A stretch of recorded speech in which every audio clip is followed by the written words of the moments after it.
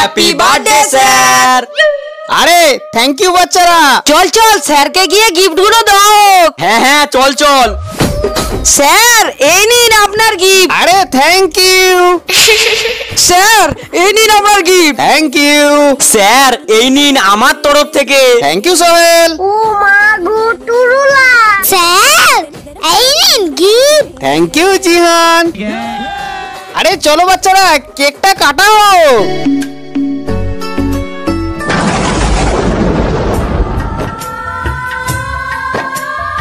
Sir কেকটা কাটবেন তো? হ্যাঁ বাবু কাটছি।